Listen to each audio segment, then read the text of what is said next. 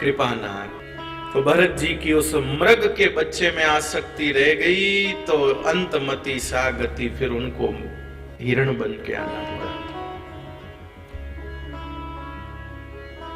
लेकिन याद रहा अपना पूर्व जन्म भजन के प्रभाव से कि पिछले जन्म में मैंने हिरण के शरीर में ममता करी, तो मेरे को ये शरीर मिला। अब इस शरीर में मुझे ममता नहीं करनी, नहीं तो फिर पता नहीं कहां पहुंचूंगा। तो गंडकी नदी में ही खड़े खड़े भजन करते करते उन्होंने अपने प्राणों को छोड़ दिया। फिर ब्राह्मण के यहां उनको जन्म मिला। और महापुरुषों से सुना है कि ब्राह्मण के शरीर में जन्म मिलना, बोले तो 84 लाख योनियों में अंतिम जन्म। 84 लाख योनियों में लास्ट है। अब जैसे मेरा लास्ट है, इसके बाद फिर कोई दूसरा जन्म नहीं है। लेकिन अगर मैंने अपने इस जन्म को बिगाड़ लिया तो फिर एक से शुरू। ये अवसर भी बहुत गजब का है। लेकिन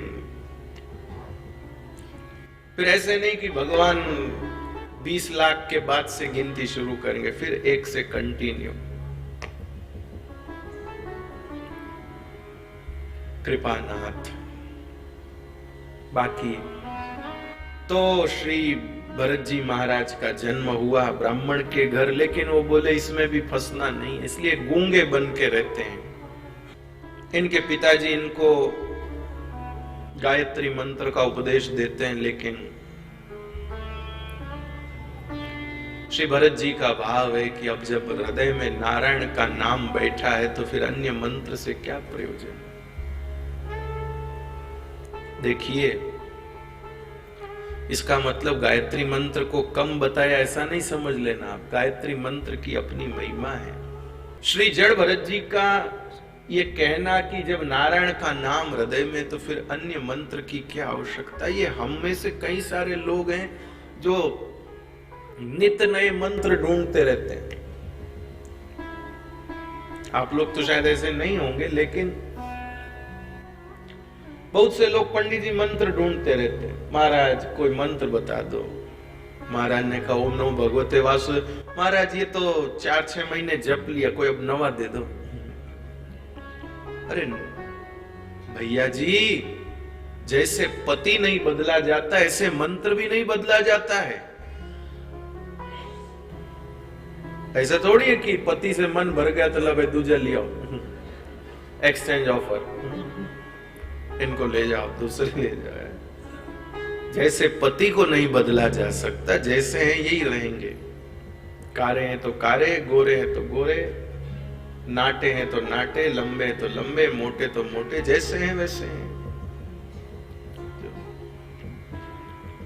जो प्रभु देहि सो सिर धरि लेवा, और क्या है।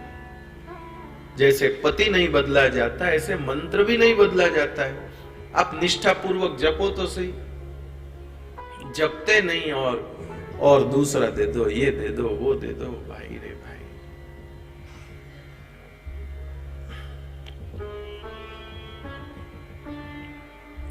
श्री भरत जी महाराज जड़ भरत हो गए। लोग पागल मूर्ख समझने लगे। घर वालों ने घर से निकाल दिया। घर वालों ने घर से निकाल दिया तो घर से निकल गए, अपने क्या तकलीफ है। एक चोरों का सरदार मां भद्रकाली का अनुष्ठान कर रहा था। बलि देने के लिए किसी एक रिष्ट पुष्ट जरूरत थी। जिस आदमी को पकड़ा था वो भाग गया तो नया चाहिए। ये ऐसे ही खाली बैठे थे, इन्हीं को पकड़ लाए।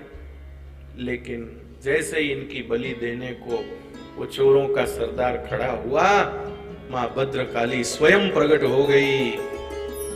और मां भद्रकाली ने प्रकट होकर के और इस चोरों के सरदार की ही बलि ले ली। भगवान के भक्त का बुरा जो करना चाहते हैं उनका स्वयं का बुरा होता है। अरे तू तो काली ने कल्याणी मोरी मां,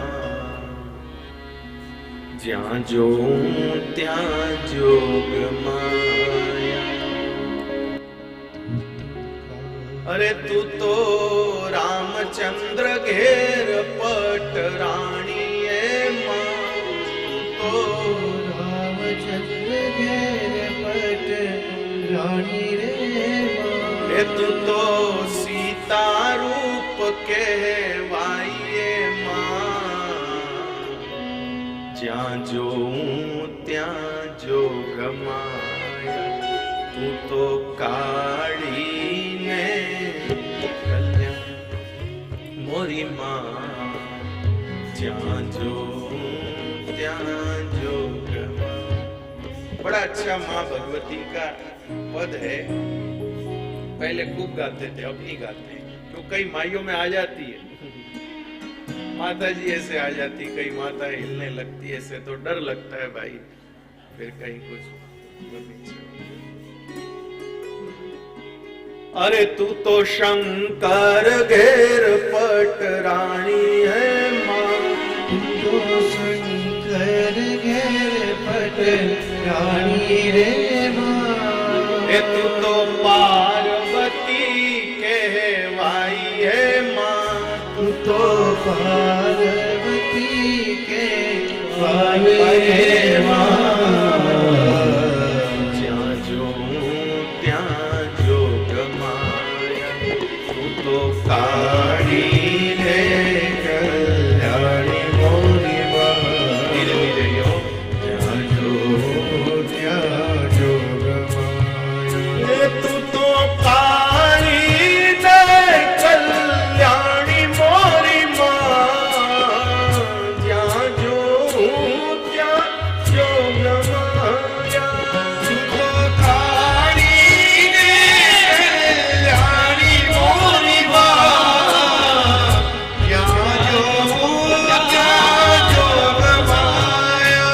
तू तो भक्तों घेर प्रगटावी है माँ, तू तो भक्तों घेर प्रगटावी रे माँ। तू तो भक्ति रूप कहवाई है माँ, तू तो भक्ति रूप कहवाई रे माँ। ज्યાં जो ત્યાં જોગ માયા, तू तो काढ़ी ने कल्याणी मोरी माँ। ज्યાં જોઉં ત્યાં જોગ માયા। तू तो काढ़ी ने कल्याणी मोरी माँ, ज्યાં જોઉં ત્યાં જોગ માયા। तू तो काढ़ी ने कल्याणी मोरी माँ। ज्યાં જોઉં ત્યાં જોગ માયા।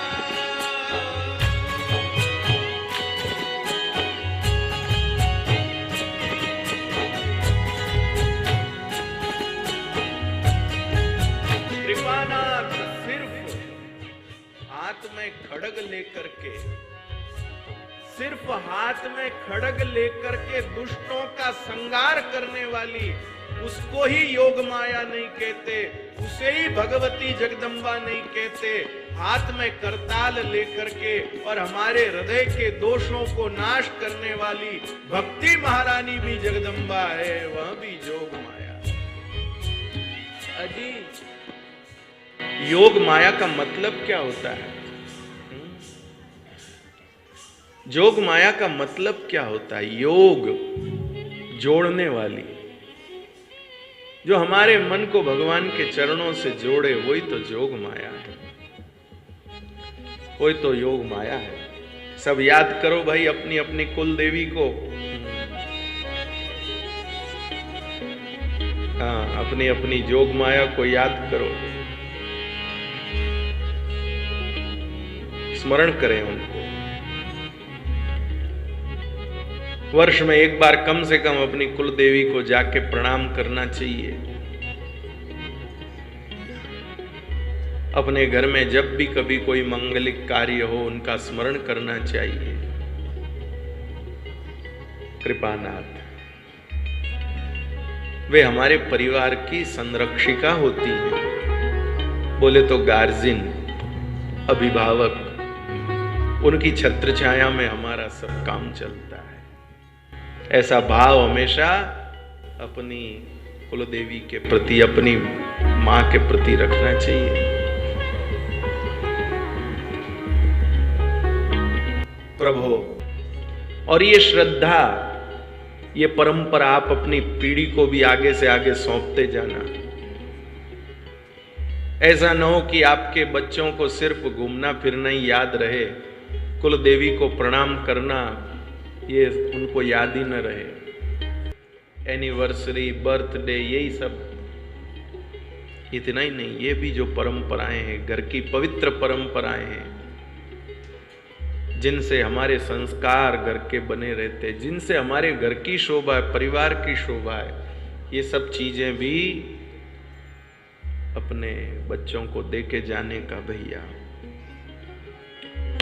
तो भैया मां भगवती ने जड़ भरत जी को आशीर्वाद दिया और उसके बाद में वे आगे चले गए। सिंधु सौवीर देश का राजा रोगण पालकी में बैठ के ज्ञान प्राप्त करने जा रहा था। उसकी पालकी को उठाने में एक जने की कमी पड़ गई तो उसने जड़ भरत जी को जोत दिया। ये लग गए, क्या कोई बात नहीं, बैठे ही हैं, सेवा हो जाएगी। लेकिन रास्ते में चलते समय वे देखते हैं कि भाई कहीं किसी जीव के ऊपर पांव ना आ जाए, इसलिए कहीं कोई जीव दिखता तो वो थोड़ा जोर से आगे बढ़ते हैं। जोर से आगे बढ़ते तो पालकी में धचका लगता, हिचका लगता, राजा को चोट लगती, राजा चिल्लाता, ए मोटे, ढंग से नहीं चल सकता, मैं राजा बैठा हूं अंदर, खा खा के शरीर बड़ा है। कुछ भी उल्टा सुल्टा वो बोलता है। सुनते रहे। सुनने वाला ही साधु होता है भैया जी, और बड़बड़ाने वाला नहीं होता। सुनते रहे। फिर उनको लगा कि ये बेचारा ऐसे ही बोल बोल के अपनी ऊर्जा खर्च कर रहा है, एक बार इसको थोड़ा कह तो दूं कि भाई तेरे कहने का मुझ पे असर नहीं हो रहा, फिर तू क्यों कह रहा है। जब स्कूल में जब छोटे थे ना, तो कोई लड़का गालियां देता था तो हम टीचर के पास जाते थे, मैडम मैडम ये मेरे को गाली दे रहा है। तो मैडम कहती थी कि एक बात बता, मैंने तुझे 10 रुपए दिए और तूने नहीं लिए तो 10 रुपए कहाँ जाएंगे। तो हम कहते मैडम आपके पास ही रहेंगे। बोले बस वो गाली दे रहा, तू नहीं लेगा तो उसी के पास रहेगी ना गालियां, तेरे को लगेगी नहीं। और फिर हम खुशी के मारे जाते उस गाली वाले को और कहते और दे, गाली दे। और फिर वो गाली देता तो कहता तू दे, मैंने ली नहीं, तेरे पास ही जे, मैंने ली नहीं। तो ऐसे ही भैया श्री जड़ भरत जी महाराज ने कहा, राजन तुम जो कुछ भी गालियां दे रहे हो वो मेरे शरीर को दे रहे हो और मैं शरीर हूं नहीं, तुम्हारी ऊर्जा खर्च हो रही है बोलने में। मेरे शरीर में हुई नहीं तो तुम्हारी शरीर को दी हुई गालियों को कौन लेगा। राजा रौगण को लगा जिस व्यक्ति को शरीर में और आत्मा में भेद है इसका ज्ञान है, और ज्ञान के साथ उसकी रहनी में ये चीज है, वो साधारण नहीं है। ज्ञान जानने वाले लाखों होते हैं भैया, लेकिन जो ज्ञान उनकी रहनी में है वो महत्व की बात। और कृपानाथ राजा रौगण पालकी से नीचे कूद पड़ा और श्री जड़ भरत जी के चरणों में गिर पड़ा। महाराज गलती हो गई, आपको पहचाना नहीं, मैं तो सत्संग करने जा रहा था, मुझे क्या पता महापुरुष ऐसे मिल जाएंगे। जड़ भरत जी ने कहा तेरी शुरुआत ही खोटी है, मैं राजा हूं इस घमंड के साथ तुम जा रहे हो। मैं राजा हूं, सत्संग करने जा रहा हूं। अरे सत्संग करना है तो राजा पने के अहंकार में नहीं, कोरे होके जाओ, खाली होके जाओ, रिक्त होके जाओ। श्री जड़ भरत जी महाराज ने राजा रौगण को सुंदर ज्ञानोपदेश दे करके उसके कर्म बंधन से उसको मुक्त किया। इसके बाद भूगोल, खगोल, भवाटवी का वर्णन किया जी, और भारत भूमि का वर्णन किया, भारतवर्ष का वर्णन किया सुखदेव जी महाराज ने। क्या कहना इस भारत भूमि का। एक मेरा मन हो रहा है 2-4 लाइनें गाने का। धन्यवाद। देवता कहते हो, भारत भूमि पर जन्म लेने वालों की महिमा भारत वाले नहीं गाते हैं, जिनको भारत भूमि में जन्म नहीं मिला है ऐसे देवता गाते हैं। और वो देवता क्या कहते हैं? अहो अमीशाम किमकारी शोभनम प्रसन्न एषाम स्विदुत स्वयं हरि येर्जन्म लब्धम नृषु भारताजिरे मुकुंद सेवो पैकम स्पृहाहि न। अजी अजी, ये श्लोक में क्या कह दिया जी देवताओं ने? अजी सुनो, देवता कहते हैं इन भारतवासियों ने कौन सा पुण्य कमाया है, जिनको भारत भूमि पर जन्म मिला है, इन लोगों के पास में क्या पुण्य की पूंजी है कि इनको भारत भूमि में जन्म मिला है। अरे हम देवलोक में रहकर, वैकुंठ में रहकर भी जो भगवान को कुछ खिला नहीं पाते हैं, हम भगवान के दर्शन नहीं कर पाते हैं, और ये भारत भूमि के लोग भगवान के नित्य लाड लड़ाते, उनको रोज नहलाते, रोज वस्त्र पहनाते, उनको रोज खिलाते। हे ब्रह्मा जी, हमारे थोड़े बहुत पुण्य और बाकी हो तो हमारा ये देवलोक का जो बचा हुआ टाइम है इधर कर दो ना। पहले क्या होता था आपको पता है? हवाई जहाज में कभी कभी होता था ये, हाँ, इकोनॉमी जो है बिजनेस में शिफ्ट हो जाती थी कभी कभी। टिकट तो अपना इकोनॉमी का ही होता था, लेकिन कभी कभी इकोनॉमी से उसमें शिफ्ट करते थे। कभी कभी होता था, एयर इंडिया में होता था, बड़ा अच्छा लगता था। अपने तो जाकर के वही 22 नंबर 23 नंबर सीट पर बैठते, और फिर वो बहन जी आती और वो आके कहती, सर आप अपग्रेड, अंग्रेजी में ही कहती, पूरी बात तो अपने मतलब की बात ध्यान में आ जाती कि आपका अपग्रेड हो गया, सो आप प्लीज बिजनेस क्लास में कर। और फिर शान के साथ अपना बैग लेके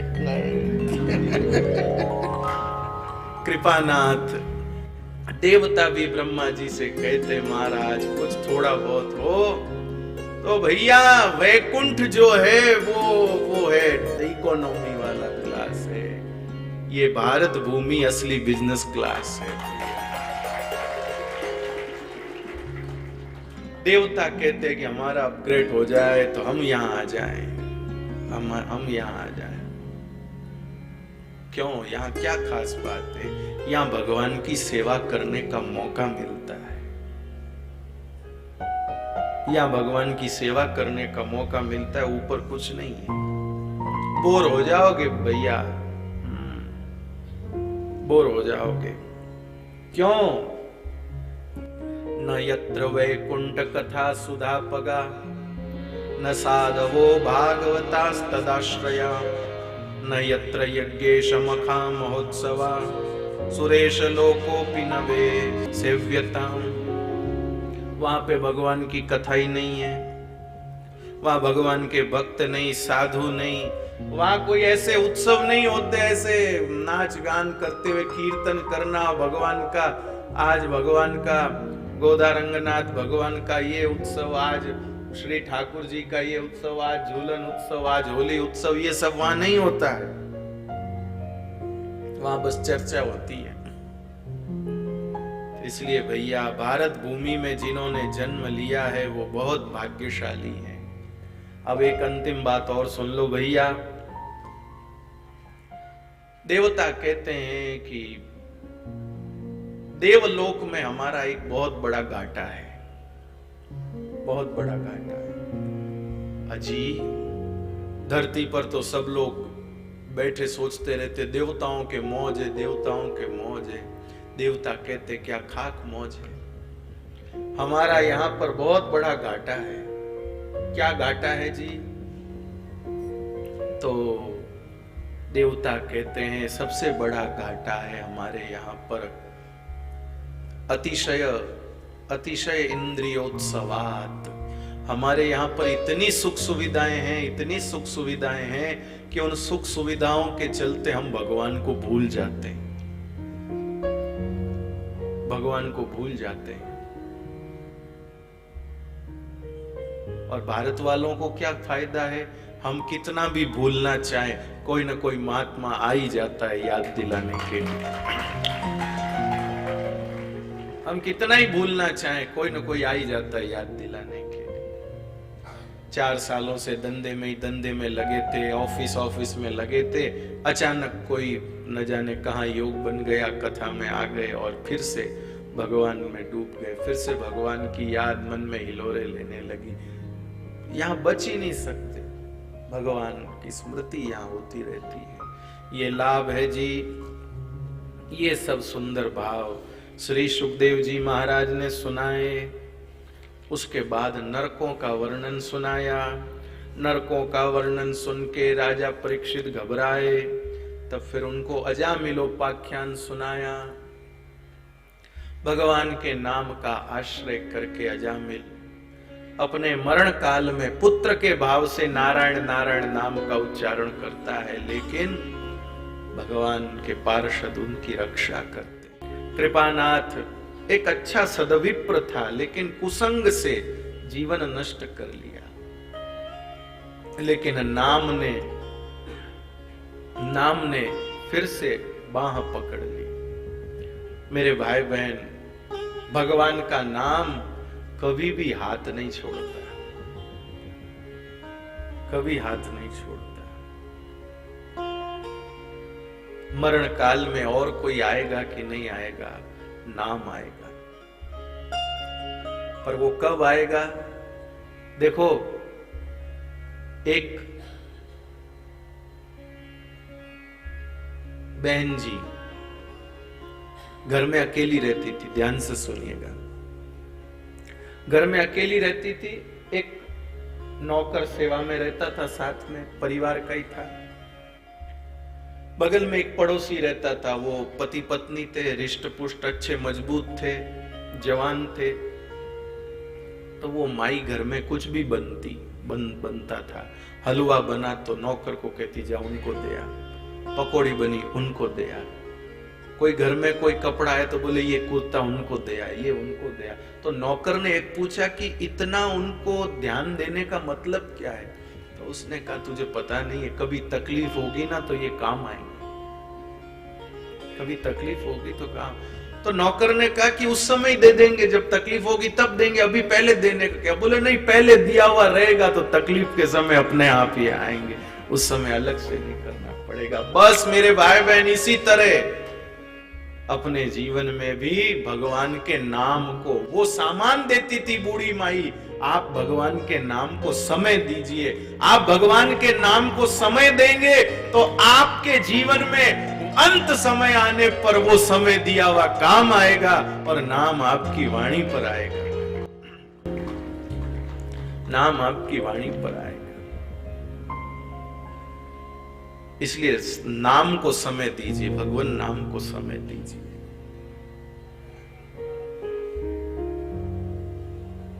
भगवान के नाम को समय दीजिए।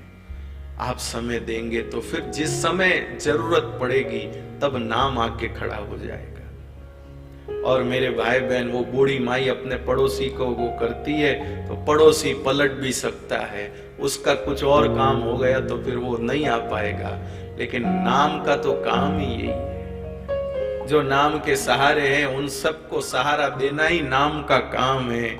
इसलिए भाई, नाम कभी धोखा नहीं करेगा, नाम कभी धोखा नहीं करेगा, नाम आपको पार करेगा।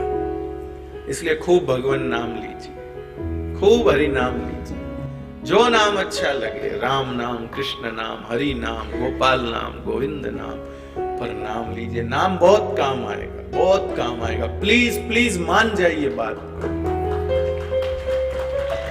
माला से जपे तो माला से, बिना माला तो बिना माला। आदत बन जाए, उठते बैठते सोते जागते चलते फिरते, फुर्सत मिली कि मन में नाम चले, फुर्सत मिली कि मन में नाम चले। कुछ नहीं बिगड़ेगा, आनंद हो जाएगा, मौज हो जाएगी। कृपानाथ। अजामिल का उद्धार हुआ भगवान नाम से, भगवान नाम से। इसके बाद में भैया एक प्रसंग हुआ। एक बार एक सभा में देवता सब जमा थे, देवताओं का, इंद्र का गुणगान हो रहा था। उस समय बृहस्पति जी आए, और बृहस्पति जी आए तो इंद्र खड़ा नहीं हुआ, सम्मान नहीं किया। बृहस्पति जी चले गए, गुरु जी का आदर नहीं किया तो सारी संपत्ति सारविहीन हो गई।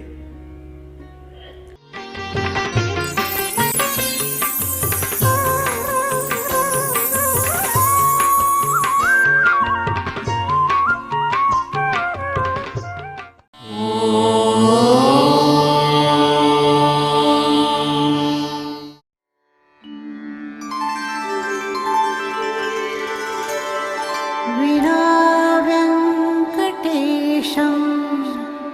ननाथो ननाथः, सदा वेङ्कटेशं स्मरामि स्मरामि। हरे वेङ्कटेश प्रसीद प्रसीद, प्रियं वेङ्कटेश प्रयच्छ प्रयच्छ।